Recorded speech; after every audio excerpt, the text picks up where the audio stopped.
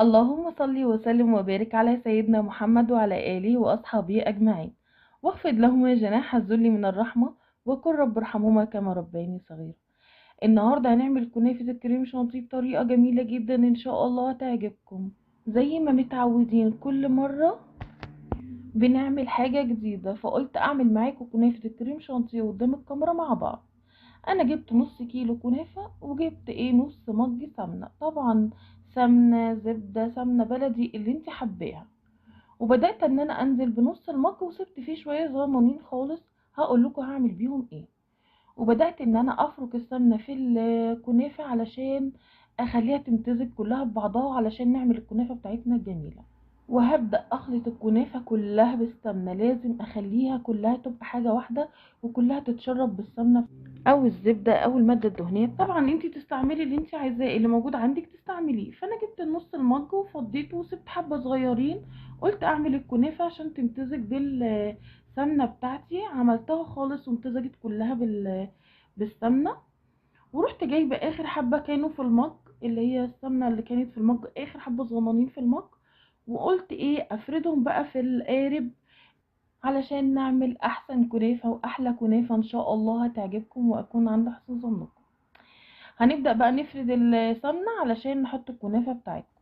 حبايبي، اتمنى اللي اول مرة يشوف قناتي ما ينسانيش بالاشتراكات ويفعل الجرس علشان يوصله كل جديد ان شاء الله مننا. ولايكات كتير يا جماعة، كتروا اللايكات علشان القناة تكبر معاكم كتير. على قد ما تقدروا اعملوا لايكات كتير كتير كتير. طبعا رحت جايبه القارب اهوت، وحطيت السمنه اللي كانت باقيه في المج بتاعي في القارب من تحت، وفردتها. ورحت حاطه اول طبقه كنافه وسويتها، ونزلت عليها بالمكسرات بتاعتي اللي موجوده عندك في البيت. طبعا انا كان عندي زبيب وجوز هند وكان عندي سوداني، وحطيت عليهم شويه سكر وقلبتهم في بعض، ورحت نازله بيهم بقى الطبقه اللي في النص في الكنافه. طبعا بعد ما فردت اول طبقة نزلت بالسوداني بتاعي والمكسرات بتاعتي في الطبقة اللي في النص. طبعا اهوت عملتها، وهنزل بالطبقة التانية بتاعت الكنافة. لازم تسويها بايدك، لازم تحطي الطبقة بايديكي وتسويها كويس جدا علشان ما يكونش، لازم تشوفي فيها ما يكونش فيها فراغات علشان ما تتحرقش منك. ولازم تبقى متظبطة كلها مع بعضها، بتدي شكل جميل جدا. وخلاص كده اهيت انا عملتها وسويتها.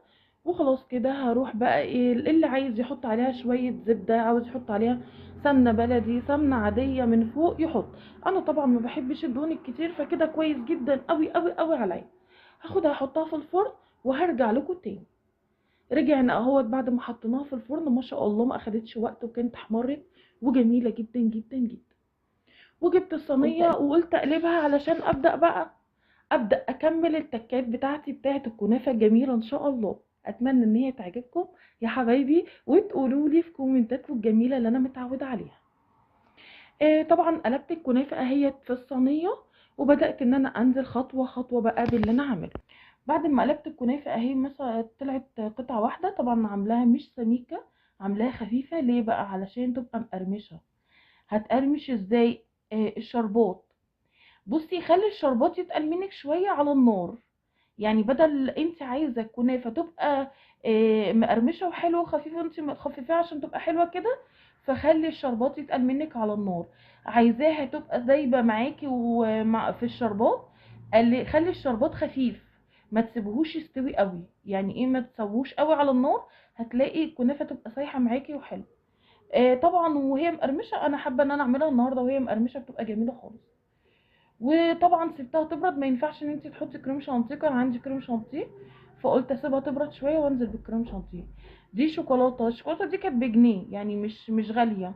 بدل ما اقعد اكرمل في سكر وكده، كان عندي شوكولاتتين بجنيه، فقلت اعمل بيهم الزواق بتاعي بتاع الكنافه الجميل. دي شوكولاته بالكراميل، طبعا انت عايزاها اعمليها باي شوكولاته او اي حاجه انت عاوزاها. عندي بيحبوا عندي الشوكولاته بالكراميل دي، فانا قلت بقى اعمل لهم، احطها فوق كريم شانتيه تدي طعم وتدي شكل جميل جدا. وبدات ان انا اعمل اي شكل كده على الكنافه عشان يديها شكل. بتاع دوت بعود كبريت باي حاجه، وتنزلي كده يديكي الشكل بتاعك الجميل. ما شاء الله كانت خطيره والطعم كان رهيب. اتمنى بجد ان انتوا تعملوها بنفس الطريقه الجميله دي. عملت شكل معايا. طبعا اللي عايز يحط اي حاجه تاني عليها من فوق براحته، لكن هي كده كانت خفيفه وجميله وطعمها رهيب جدا جدا. وبدات ان انا اقطعها، كانت متماسكه وكانت جميله. طبعا الشربات خلاها متماسكه لان الشربات كان تقيل. لو انا كنت مخففه الشربات كان زمانها متفتفته مني. بصوا ما شاء الله، ما كانتش سميكه، كانت خفيفه وكانت خطيره وكانت مقرمشه وتحفه. وحاجه خفيفه جدا. بنص كيلو كنافه عملنا احلى كنافه جميله جدا بالكريم شانتيه. اتمنى ان الفيديو يكون عجبكم، واتمنى يكون عند حسن ظنكم. بصوا ما شاء الله الكنافه كانت خطيره. اتمنى تجربوها، والله ان شاء الله هتعجبكم. عايزه لايكات كتير كتير كتير عشان القناه تكبر معاكم وافضل معاكم على طول. وما تنسونيش بالاشتراكات. والسلام عليكم ورحمه الله وبركاته.